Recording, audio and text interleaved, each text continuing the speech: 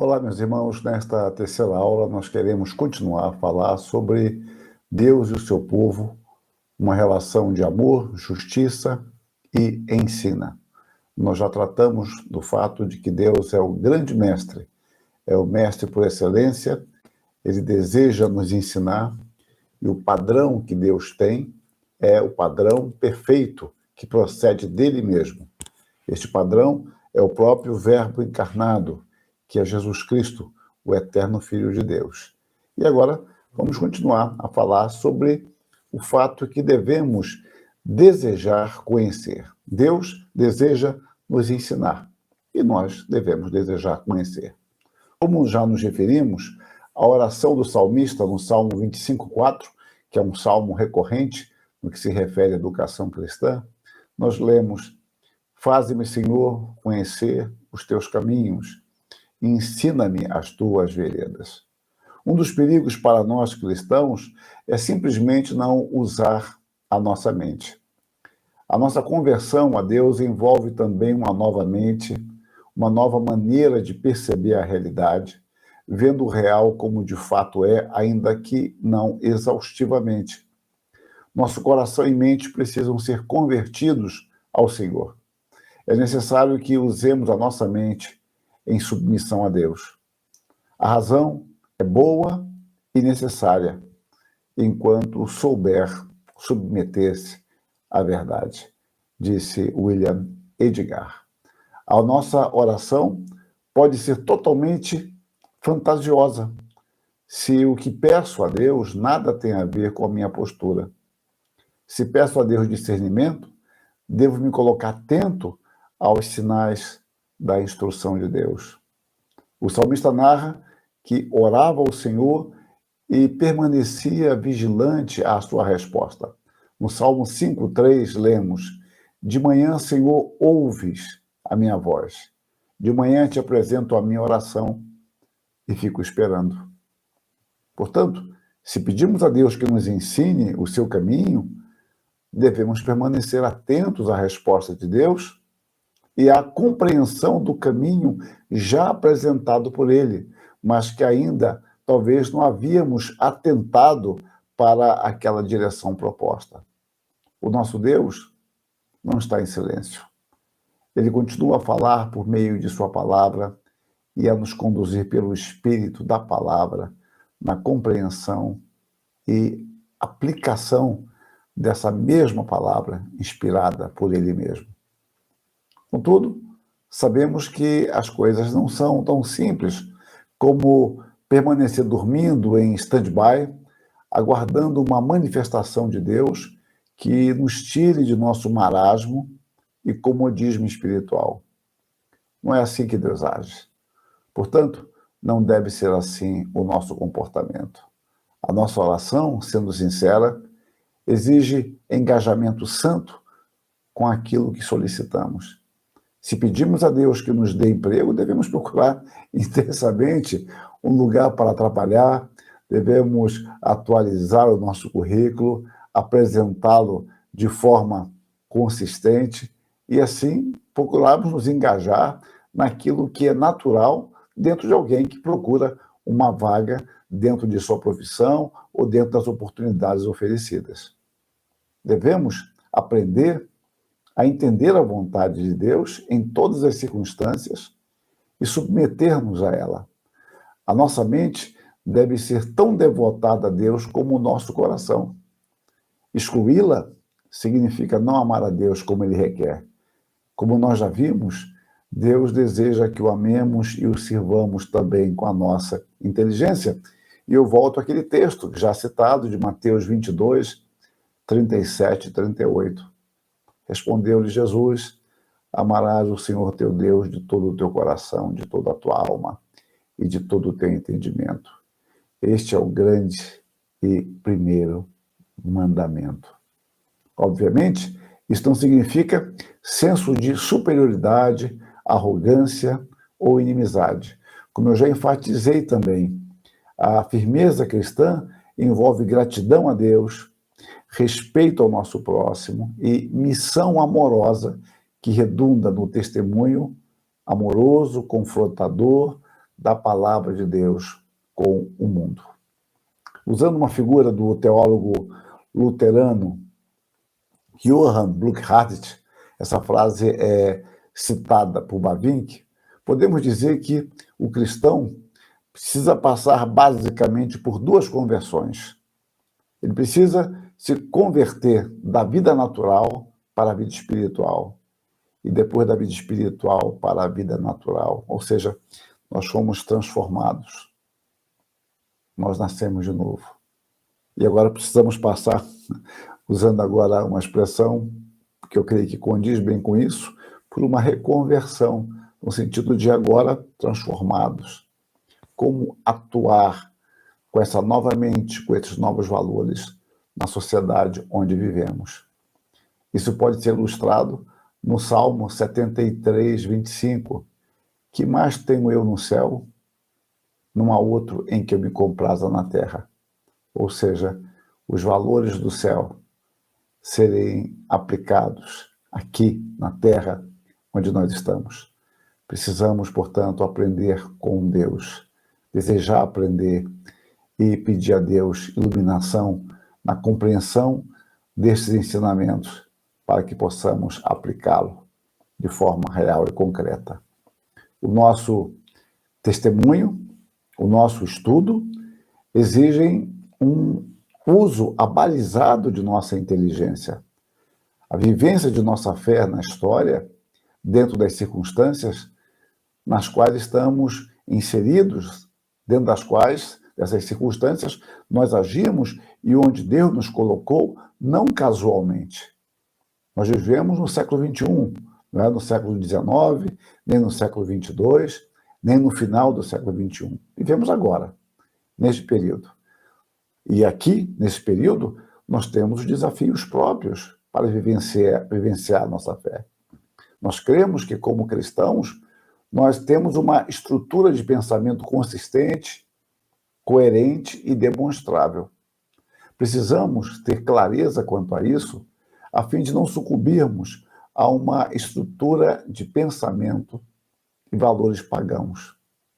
Sem uma sólida fundamentação teórica, nos tornaremos joguetes fáceis e ingênuos nas mãos de teóricos e teorias totalmente incompatíveis com a fé cristã e, portanto, com a totalidade da realidade.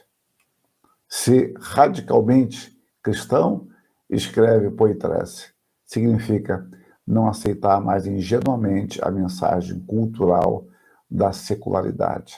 Eu estou voltando a aspectos que eu tratei na primeira aula para que nós possamos resgatar isso e entender agora, quem sabe, de forma mais relacionante, o sentido que nós visamos apresentar, então. Proposições seculares, nós enfatizamos, com referenciais materialistas e pretensões autônomas, não poderão ser compatíveis com a fé cristã. E eu volto ao iluminismo, mas com uma outra ênfase ali, eu enfatizei a questão do fenômeno e do númeno, onde coloca Deus como Deus distante.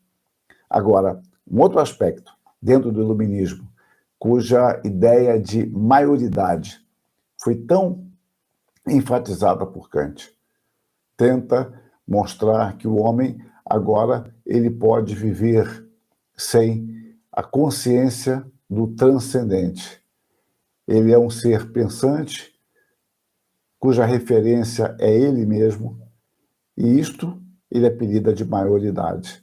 Essa maioridade enfatizada por Kant, tão sonhada pelo iluminismo, não significa, então, o abandono da racionalidade na compreensão e transmissão da mensagem do Evangelho. Ou, dito de outra forma, a maioridade é uma tentativa de viver independente de Deus. Nós rejeitamos essa maioridade. Para nós, a maioridade, tomando essa expressão, é estar com o nosso Senhor Jesus Cristo. Mas a rejeição de uma maturidade autônoma não significa rejeitar, abandonar a nossa racionalidade. A fé cristã, ela não é irracional. E dentro dessa maioridade, nós tomamos como expressão maior, como eu já mencionei, Kant, E Kant, ele ilustrou muito bem o sentido de sua época. E é dentro do iluminismo que o pensamento moderno é formado e a teologia liberal, como eu creio ter mencionado. Então, Kant, em 1784, em um artigo para uma revista, ele faz uma pergunta: o que é iluminismo? E responde: o iluminismo é a emancipação de uma minoridade que só aos homens se devia. Minoridade é a incapacidade de se servir do seu próprio intelecto sem a orientação de outro. Só a eles próprios se deve tal minoridade, se a causa dela não for um defeito do intelecto, mas a falta de decisão e de coragem de se servir dele, ou seja, do intelecto, sem guia. Sapere aude, tenha coragem de te servires do teu próprio intelecto, é o lema do iluminismo. Então, Kant entendia que a minoridade era culpa do ser humano, que não elegia a sua mente como guia supremo.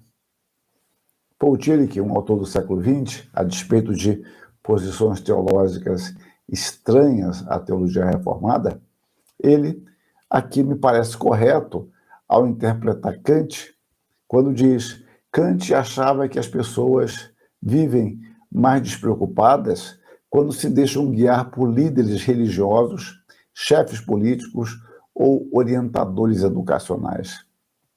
Queria, porém, acabar com essa segurança. Achava que essa dependência contradizia a verdadeira natureza humana.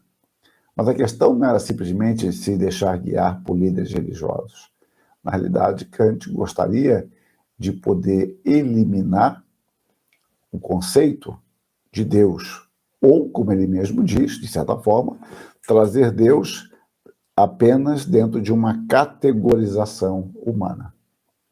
E esse tipo de pensamento é que contribuiu para conduzir a um ateísmo, porque quase 100 anos depois, essa maioridade foi saudada jubilosamente por Nietzsche, que em 1882 escreveu: o maior dos acontecimentos recentes, que Deus está morto, que a crença do Deus cristão caiu em descrédito, já começa a alcançar suas primeiras sombras sobre a Europa. Para os poucos, pelo menos, cuja suspeita nos olhos é forte e refinado bastante para esse espetáculo, parece justamente que algum sol se pôs, que alguma velha, profunda confiança virou dúvida. Para eles, nosso velho mundo há de aparecer certo dia a dia mais poente, mais desconfiado, mais alheio, mais velho. De fato, nós, filósofos e espíritos livres, sentimos-nos à notícia de que o velho Deus está morto, como que iluminados pelos raios de uma nova aurora. Nosso coração transborda de gratidão, assombro, pressentimento, expectativa.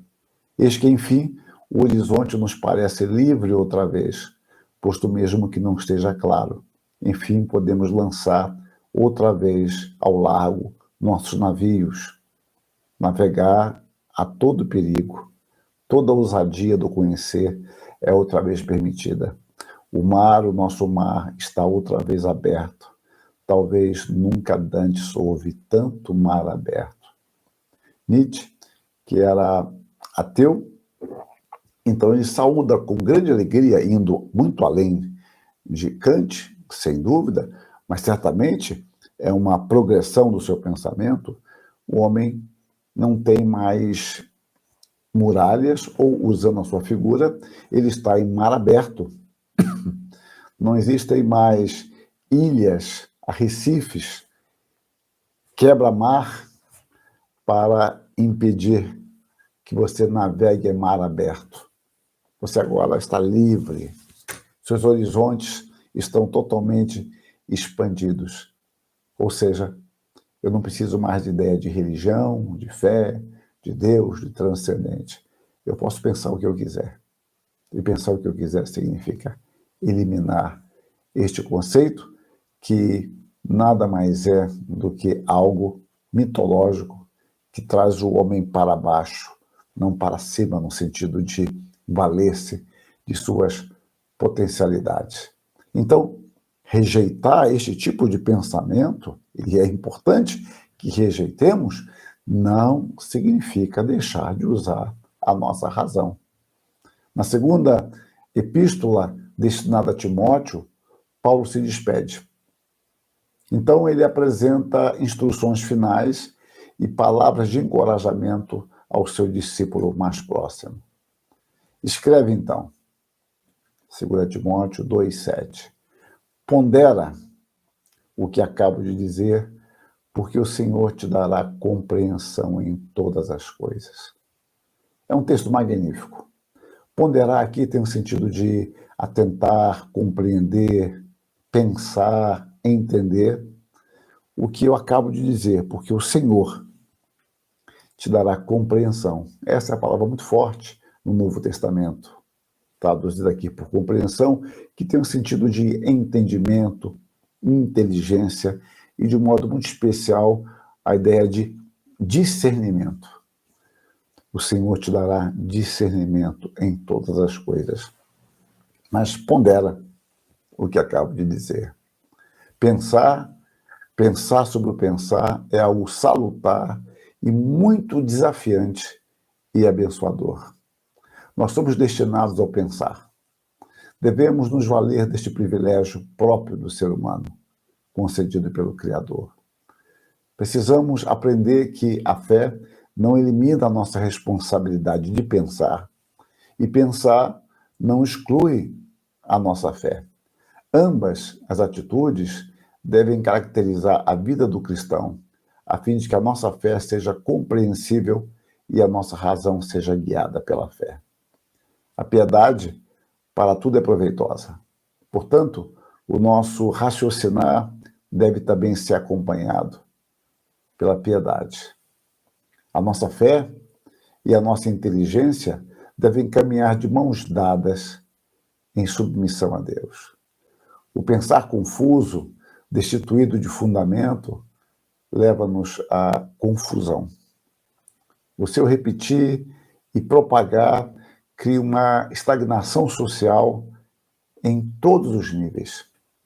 A confusão intelectual é uma das raízes de repetições infindáveis que sufoca a possibilidade de crescimento, ajudando a perpetuar o erro, o equívoco e o que é obsoleto em sua constituição e prática. João Calvino, o maior expoente da Reforma Protestante, ele escreveu com propriedade, demonstrando que é o Espírito quem deve guiar a nossa razão. Ele diz: chamo serviço não somente o que consiste na obediência à palavra de Deus, mas também aquele pelo qual o entendimento do homem, despojado dos seus próprios sentimentos, converte-se inteiramente e se sujeita ao Espírito de Deus. Essa transformação, que o apóstolo Paulo chama renovação da mente, tem sido ignorada por todos os filósofos, apesar de constituir o primeiro ponto de acesso à vida. Eles ensinam que somente a razão deve reger e dirigir o homem, e pensam que só ela devemos ouvir e seguir. Com isso, atribui unicamente à razão o governo da vida. Por outro lado, a filosofia cristã pretende que a razão ceda e se afaste para dar lugar ao Espírito Santo, e que por ele seja subjugada e conduzida, de modo que já não seja o homem que viva, mas que, tendo sofrido com Cristo, nele Cristo viva e reine. Observem o que Kant propunha no final do século XVIII, o que Nietzsche leva a extremo no final do século XIX.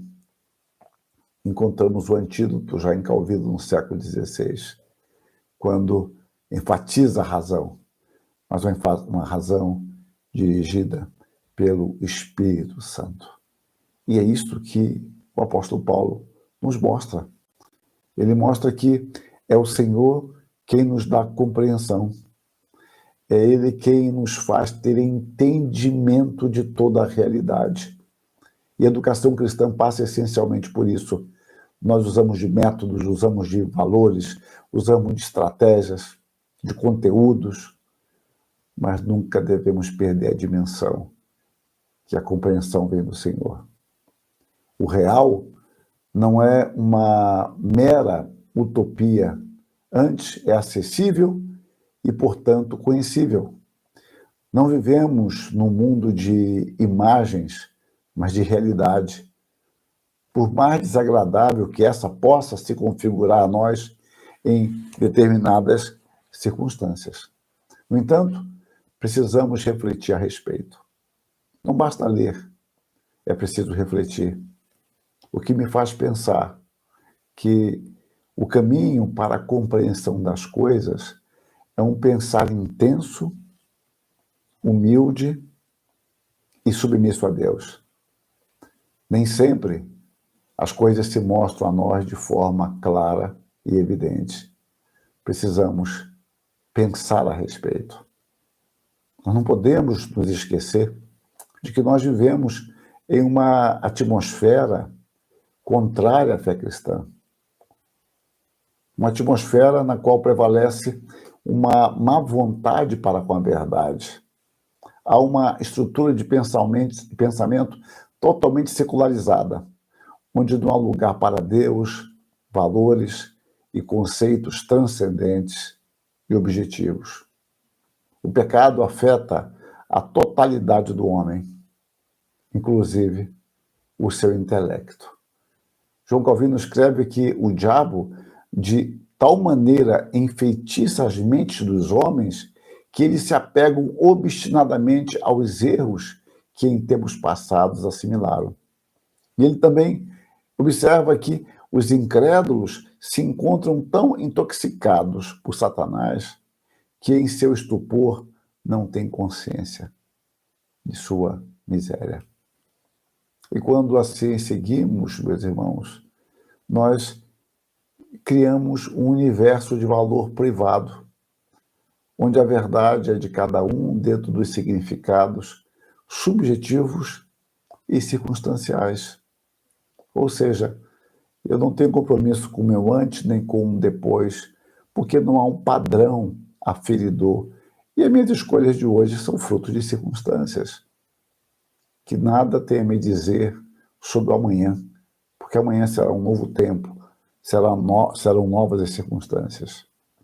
Um autor luterano contemporâneo, Jim Edward Waite Jr., ele diz que, normalmente, não são os argumentos específicos contra o cristianismo que perturbam a fé de uma pessoa, mas toda a atmosfera do pensamento contemporâneo.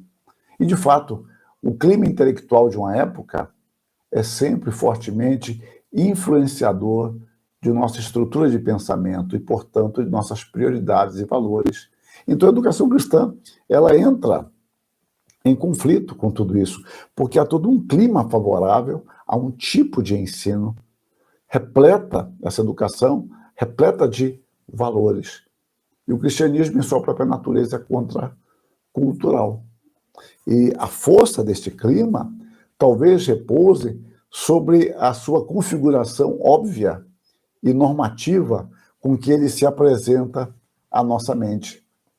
É quase impossível ter a percepção de algo que nos conduz, como também conduz aos nossos parceiros de entendimento.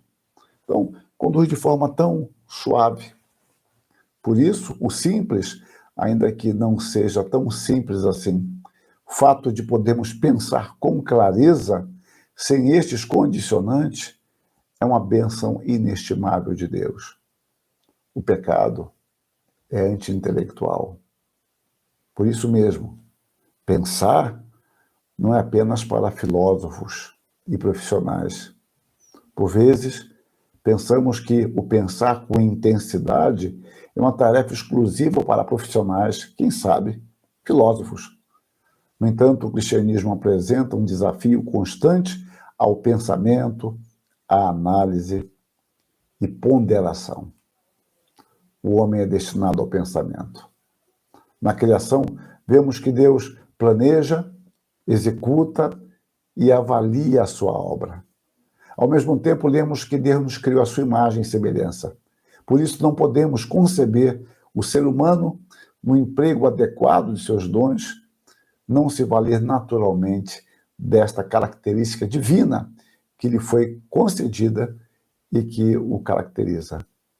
Somos chamados a pensar. Adler, um pensador que morreu no ano de 2001, ele resume assim a vocação do ser humano ao pensamento e à filosofia. Não podemos deixar de repetir que a filosofia é assunto para todos.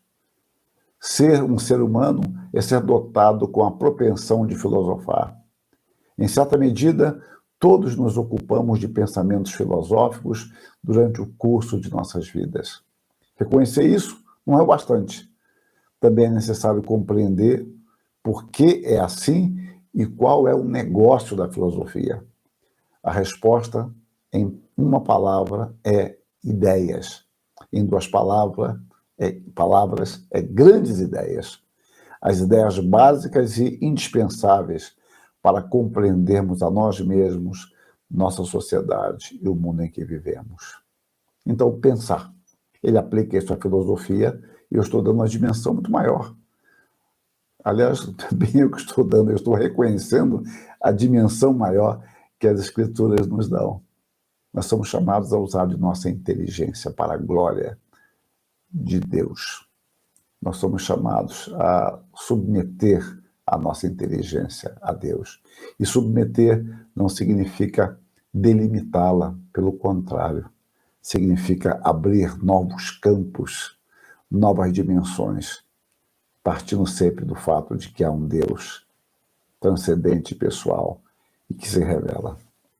Um outro aspecto dentro desse que eu estou analisando do pensamento é que, pelo fato de nosso pensamento fluir com certa facilidade sobre determinados assuntos, termos opiniões formadas, ou uma linha de pensamento que nos parece coerente e sensata, nem por isso nós podemos nos acomodar em nossos pensamentos. É preciso que desenvolvamos a arte de pensar sobre o pensar. O pecado também afetou a nossa estrutura de pensamento e, consequentemente, o ato de pensar e, necessariamente, o processo de reflexão. Muito do que vemos e priorizamos está associado não ao que vemos, mas à nossa predisposição intelectual para ver como vemos. Albert Moller, um autor contemporâneo, escreveu que os cristãos precisam pensar sobre o pensamento. A maioria dos seres humanos, contudo, nunca pensa profundamente sobre o ato de pensar. Devido à devastação intelectual causada pela queda, temos obrigação de pensar sobre o ato de pensar.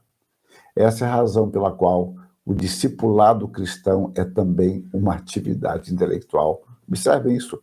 O discipulado cristão é também uma atividade intelectual. Como cristãos, talvez por partirmos do pressuposto equivocado de que a fé cristã é apenas uma questão de sentimento, corremos o risco de reduzir a nossa fé e as Escrituras a apenas esta esfera, importante, sem dúvida, mas uma esfera limitada da realidade. Deste modo, o nosso cultuar limita-se ao que sentimos, ainda que nada compreendamos ou mesmo nos esforcemos por isso. Não podemos ser cristãos autênticos sem um cultivo de uma mente que também busque o amadurecimento. Eu gosto muito de uma frase do John Piper. Ele foi quem primeiramente me despertou para esta realidade há alguns anos atrás. Ele diz o seguinte: pensar não é o alvo da vida. Pensar como não pensar pode ser o alicerce para a vanglória. Pensar sem oração, sem o Espírito Santo, sem obediência e sem amor, ensoberbecerá e destruirá. Mas o pensar em submissão à poderosa mão de Deus, o pensar saturado de oração, o pensar guiado pelo Espírito Santo, o pensar vinculado à Bíblia, o pensar em busca de mais razões para louvar e proclamar as glórias de Deus, o pensar a serviço do amor, esse pensar é indispensável em uma vida de pleno louvor a Deus. Nós sabemos, por sua vez, que cada época é, de certa forma, cativa de valores que são apresentados com um status de racionalidade, objetividade, universalidade e perpetuidade. É extremamente difícil escapar dos encantos sedutores de nossa geração. Cada época tem os seus atrativos, obviamente, e esses atrativos eles são reforçados pelas nossas paixões e, ao mesmo tempo, eles se adequam às nossas paixões. Há uma relação de causa e efeito interrelacionante. Contrariamente, o que Paulo instrui a Timóteo é no sentido de que ele reflita sobre o que o apóstolo lhe escreveu, buscando a compreensão no Senhor. É por isso que eu insisto neste ponto que considero fundamental. Reflexão e oração caminham juntas. Devemos, portanto, pensar sobre o pensar, rogando a Deus a sua iluminação. Deus, por graça, nos dará o discernimento sobre todas as coisas. O pensar, orar e discernir devem ser um prelúdio à submissão sincera. Pense sobre isso. Calvino comenta: a essência da sabedoria celestial consiste nisto, que os homens, tendo seus corações fixos em Deus, através de uma fé genuína e não fingida, o invoquem, e que, com o propósito de se manter e nutrir sua confiança nele, se exercitem em meditar sinceramente nesses benefícios, e que, então, se lhe entregue em obediência sincera e devotada. Reparem a essência da sabedoria celestial, que os homens, tendo seus corações fixos em Deus, através de uma fé genuína e não fingida, o invoquem. E quanto mais nós nos aproximamos de Deus, mais poderemos conhecer a Deus, mas poderemos conhecer a nós mesmos e poderemos, então, desenvolver a nossa fé de forma mais consistente. Eu entraria num outro tópico hoje, mas eu acho que eu estou já perto do meu tempo, eu tenho passado um pouco com vocês, e esse tópico me alongaria um pouco mais, mas eu deixo para a próxima aula. Eu já adianto aqui, um dos aspectos que eu vou tratar é que os caminhos de Deus são para serem conhecidos e seguidos. Não é apenas para ocupar a nossa mente, o nosso intelecto para debates profanos, vazios de sentido. Mas isso eu vou deixar para a próxima aula, se Deus assim o permitir.